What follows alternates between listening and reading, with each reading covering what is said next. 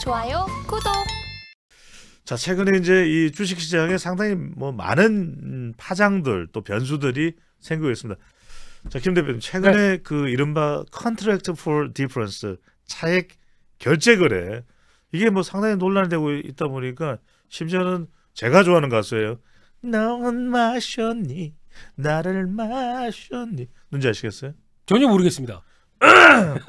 자, 그래서 이 CFD와 관련해서 뭐 상당히 논란이 있습니다. 그렇습니다. 라드켄 지금 SG 소시에테 제너럴 대표는 이거 뭔가 다른 쪽에 조작이 있었다. 네. 근데 이제 김익현 대표인가요? 그렇죠. 맞나요? 네. 예. 지금 다우 예. 키움 대표 쪽에서 뭔 소리야?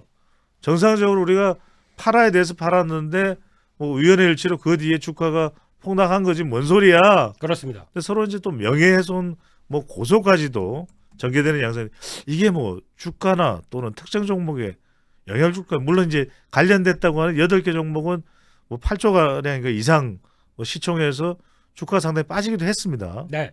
네.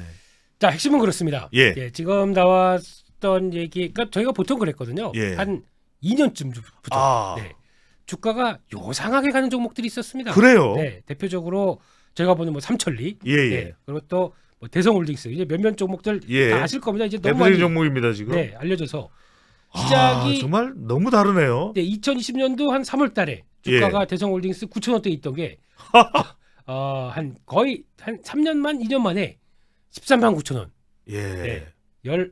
얼마입니까? 이게 13배 나온 예. 거죠? 예. 아니, 김 대표님, 그러면 네. 지금 뭐 수사가 더 진행돼 봐야 알겠지만 네. 대성홀딩스나 나머지 관련된 삼천리나 네. 이 8개 종목은 뭔가 1, 2년 새에 이렇게 주가가 뭐 100배 가까이 되죠. 100배는 좀 심했고요. 네네, 한 5배에서 5배, 예. 네. 한 10배 사이. 이 그러니까 정도까지. 이 정도 10배 가까이 올랐다라는 것은 뭔가 조작이 있었다고 봐야 될까요? 일단 보통 얘기할 때 이런 종목들이 특징이 있습니다. 예. 이번에 개인적으로는 참 그 뭐 작전이건 시세 조정을 했건 뭐 이런 분들이 예. 생각보다 좀 머리를 잘 짰다. 이런 생각이 드는 게, 이 종목들의 가장 큰 특징은 그거거든요. 첫 번째, 예. 업력이 상당히 오래됐습니다. 그러다 보니까 업력이 관련돼서 오래되게 되면 꾸준하게 무슨 50년, 60년 된 회사들이죠. 그럼요. 인지도도 있고. 그렇죠. 예. 그러니까 뭐 수익이 그렇게 크다기보다 그 사이에 꾸준히 번 돈 가지고 뭐 땅을 샀다든가, 예. 아니면 뭐 빌딩을 샀다든가 예. 하다 보니까 시장에서 알려진 것보다 자산 가치는 뛰어난 회사. 그렇죠. 네, 이렇게 나와 있는데, 예. 그래서 저평가긴 저평가인 게 첫 번째. 예. 두 번째는 대주주 빼고 유통 물량이 거의 없는 회사. 네. 수급이 많지 않다. 그렇죠. 그러니까 보통 예. 저희가 얘기하는 품절주, 네, 솔드아웃주. 이른바 그게 뭐 작전이 됐든 여하튼 세력이 됐든 영향을 미칠 수가 있는 종목이라는 거죠. 그렇죠. 예. 거기다가 이제 개입을 하기 시작하는 거죠. 그러다 보니까 이게 시장에서는 그랬습니다. 저게 주가 가치는 뭐 인정은 해줄 수 있었습니다만, 그 인정하는 수준 이상까지 계속 올라가다 보니까 좀 사고는 싶은데 그렇다고 좀 이제는 비싸 보이고 그런 쪽에서 그 상황 쪽에서 쭉 진행되게 되면 팔 사람이 없으면 그냥 쭉 올라가겠죠. 그러다가 이제 여러 가지 이슈가 되기 시작하면서 근데 솔직히 돈을 가지고 주가를 움직이면서 끌은 이런 일련의 과정을 보게 되면 정상적이지는 않다고. 자, 그렇다면 지난 1, 2년 새에 이 종목에 뛰어든 사람들이 많을 거예요. 왜냐하면 외국인 투자로 기록되기 때문에 구체적인 내용 굳이 설명드리지 않아도 될 것 같고요. 그렇습니다. 그러다 보니 외국인이 들어와? 그럼 더 믿을 만하네? 그리고 자꾸 올라가네? 뭔가 신규 사업이 있나 보네? 그러면 뛰어들었던 일반인 투자자 지금 완전히 지금 절벽이 됐어요. 그렇습니다. 자, 이때 이 8개 종목을 가지고 있다 그러면 어떻게 돼야 됩니까? 내다 팔아야 된다? 아니면 일단 가지고 있어 본다? 어째야 된다? 참, 그러니까 이제 뭐 얘기 나오는 주가 조작이나 작전 세력이 어쩌고 이런 거는 이제 추가적으로 조사가 나오면서 어떤 동향들이 확인돼야 되겠죠. 그래서 지금 정상적인 거래였다 아니다 공방도 여러 가지 많다 보니까 중요한 거는 주가가 그만큼 많이 올랐고 그게 이제 다시 원점으로 돌아오는 과정 쪽에서 너무 급하게 움직이다 보니까 지금 정신을 못 차리겠어요.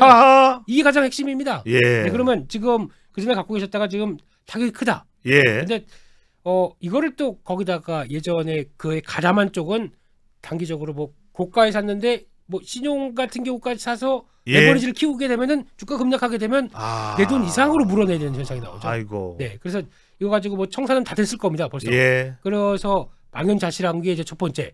두 번째는 혹시나 거기 보유하고 있다가 단기 손해폭이 커져서 그렇죠. 일반인 투자자들요. 이거 어떡하냐라고 예. 하시는데 그럼 예전처럼 이게 그만큼 다시 쭉 올라오고 있느냐? 어렵죠. 아직 모릅니다. 아. 네, 이게 정상적인 거래였던 뭐 여러 가지 공방이 예. 불확실성이 크다 보니까 예. 아마 보유하셨던 일단 보유자분들은 예. 회복 때까지 기다릴 수는 있겠지만 예전만큼의 예. 폭발적인 상황은 안 나올 수 있겠다. 말 그대로 미련이 없다면 손절을 하는 거지만 기다린다고 해서 고점처럼 삼천리 같은 경우에는 52만 4천 원에 최근 그 신고점 됐던 지점까지 올라가기는 쉽지 않을 것이다. 쉽지 않은 게 예. 아니라 불가능에 가깝다고 봐야 그다음에 되겠죠. 여유 자산이 있다면 이러지도 못하고 저러지도 못하니까 네. 일단은 어떤 상황이 될지 모르니까 가지고는 있어봐라. 요 정도가 되겠네요. 그게 첫 번째고 예. 두 번째는 또 많이 빠지다 보니까 네. 신규로 사볼까 이런 분들이 계십니다. 신규로 사는 거 뭐 어떻게 신규로 사보시겠습니까, 소장님 같은 경우? 저는 안 할 것 같습니다. 그래도 가치 투자 이렇게 좋은 자산 가치를 갖고 있는데 이런 가치 투자 싸게 근데 됐으면 아까도 사실 말씀드렸듯이 네. 이 종목의 특징이 있잖아요. 네. 그러니까 안 변하는 주식은 종목은 잘 안 변하더라고요. 네. 이렇게 많이 빠졌는데 좀 사보고 싶. 저는 안 삽니다. 혹시 들어와? 예, 네. 안 들어갑니다. 예, 저는. 죄송합니다. 예. 예.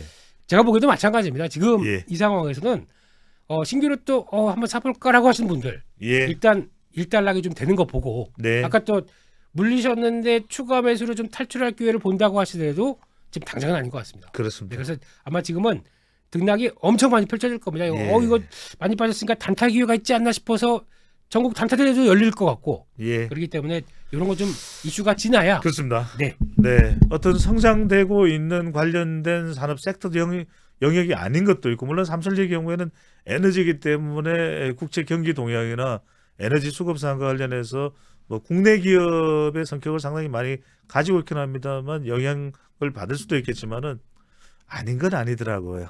자, CFD 파장과 관련해서는 이 정도로 정리를 하도록 하고 여러분들 아닌 건 아니다라는 것. 또 꺼진 불이 아니라 켜진 불도 다시 보자. 불은 다 다시 보자. 여러분들 꼭 잊지 마시기 바랍니다. 대한민국 최고의 종목킹 김민수 레모니스 대표 그리고 좀 더. 네 끝났습니다. 예. 네.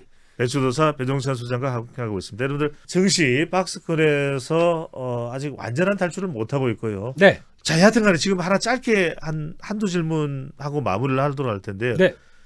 김 대표님. 네. 우리가 이 방송 우리 오늘 분석한 내용이 올라가는 시점에 이제 기시다 후미오 총리가 방한을 할 텐데. 그렇죠. 자, 그동안 우리가 주식 이야기하고 증시 이야기할 때 별로 뭐 중국이나 미국 이야기는 많이 해도 심지어 동남아나 러시아 얘기는 했지만 일본 이야기는 잘 안 했습니다. 자, 기시다 후미오 총리가 방한한 이 방한 관련된 테마주 네. 이른바 일본 관련해서 영향을 받을 수 있을 만한 섹터나 종목 뭐가 있을까요? 없습니다. 원래 이 총리께서 사람아 네. 이 사람아 총리께서 키가 크세요. 예. 참 기시다. 그런 분이 오시는데 네. 네, 근데 이 과거에 대학은 와세다를 나왔다 그래요? 네, 그만하겠습니다. 네, 드리고 네, 안 네. 치겠습니다. 예, 네. 그래서 이런 분이 그러니까 과거에 약간 안 좋았던 관계를 지금 회복하는 관점이 예. 나오지 않습니까? 예. 그런 쪽에서 들어와서 뭔가를 하겠다는 입장이라고 하게 되면 예. 반도체는 어떨까요? 그러니까 거기서 나온 문제가 이제 아. 가장 핵심적인 반도체겠죠. 예. 그래서 반도체가 그들이 고생하고 했다 보니까 거기서 이제 정상화되는 과정 쪽에서 예. 그럼 그동안에 약간 좀 어려웠을 수도 있을 쪽이 좀 풀리겠다라는 예. 정도로 봐야 되지 이걸 그 예. 이상으로 뭔가 변화가 좀 더 나오겠어라고 보기에는 이른바 기시다 종목. 네, 기시다. 네 그렇습니다. 예, 기시다 종목을 하나만 꼽아준다면 그래도 정말 박박 긁어서 하나만 다시 한번 말씀드리지만 네. 없습니다. 네, 그거는 아. 국제 관계와 일본과의 관계 쪽에서 뭔가 네. 나오겠다 그러면 만약에 그렇게 되면은 예. 제가 보기에는 뭐 그 지금도 괜찮았는데 뭐 엔터주, 엔터주. 네, 뭐 이런 쪽이나, 엔터주야. 네, 아니 뭐 화장품주 화장품주. 요즘 일본에서 잘 팔리지 않습니까? 예. 이런 정도밖에 좀 이런 이 외교 서로 간의 관계가 그래도 혐한 논이 좀 걷어내질 수 있는 이런 정도의 셔틀 외교 관계가 되면 화장품도 좀 쪽도 좀 일본 시장에서 나을 수 있다 이렇게 볼 수가 있는 거겠죠. 그 정도밖에는 예. 더 이상 뭐 크게 볼 만한 게 별로 없지 않을까. 자, 그렇다면 우리가 기존에 알고 있는 아모레퍼시픽이나 LG 생건 쪽으로 봐야 될까요? 아니면은 뭐 코스맥스나 좀 우리가 기존에 뭐 큐리오나 이쪽으로 봐야 될까요? 어디로 봐야 될까요? 화장품 쪽은 일단 지금 국내에 알고 있는 저희 유수의 브랜드들은 예. 중국 때문에 망했습니다. 아, 네, 중국이 1분기에 중국의 성장률이 한 4.9%, 예. 화장품 시장이 컸어도 예. 지금 한국 업체들은 어제 예. 아모레퍼시픽 실적 발표한 거 보니까 아. 크는 시장인데 40%가 줄었더라고요. 그러니까 띵하오가 아니라 띵 이렇게 된 거네요. 예, 그냥 경고음이 커지는 거죠. 네. 네, 그래서 그런 거 봤을 때는 그냥 아니겠다 생각을 하고 그쪽보다 어쨌든 일본이나 미국 쪽에서 잘하는 쪽을 봐야 되겠죠. 예. 색조입니다. 그래서 예. 색조 화장품으로 대표적인 회사를 하나만 꼽아준다면요. 가장 많이 일본 쪽에서 요즘에 핫한 브랜드 중에 일본입니다. 하나가 아이패밀리 SC의 로맨. 벌써 아이 이렇게 패밀리의 아이패밀리 SC. 네, 이렇게 아이 패밀리의 SC. 그렇게 또 그러고요. 또 클리오 이런 것도 한때 클리오입니다. 실적 괜찮고 이렇게 나오고 있고 게다가 이런 클리오는 또 이름 따라가네요. 클리오 그러는 거 크네요. 그래도 이제 얼마나 클 겁니까? 그리고 또 요즘에 펌텍 코리아 이런 것도 용기 만드는 업체인데 수주 잘했다라는 쪽에서 받고 있는 대표적인 회사들이고요. 게다가 또 하나가 이제 그런 색조 화장품을 만들어주는 데가 어디냐? CNC 인터내셔널 이 회사도 최근에 색조 쪽에서도 부각을 받고 있죠. 기본적으로 OEM 방식으로 브랜드 달고서 색조 화장품을 만들어서 나가네요. 빙고입니다. 네, 그렇습니다. 이런 쪽이 조금 더 같은 화장품이라도 성과가 나는 쪽은 좀 다르다. 이렇게 봐야 될 것 같습니다. 알겠습니다. 네. 자, 화장품까지 대한민국 최고의 주식 투자 경제 분석 전문 프로그램 여러분들 서울경제TV 더 많이 자주 봐주시고요. 중요한 정보들 잘 챙겨서 최종적인 판단은 개인 여러분들이 해주시되 그 판단은 판단대로 하시더라도 구독만큼은 판단하시지 말고 그냥 꼭 눌러요. 네. 감사합니다. 경제사부 대한민국 최고의 종목 킹 김민수 레모니스 대표와 함께했습니다. 저는 배추도사 배정찬입니다. 감사합니다.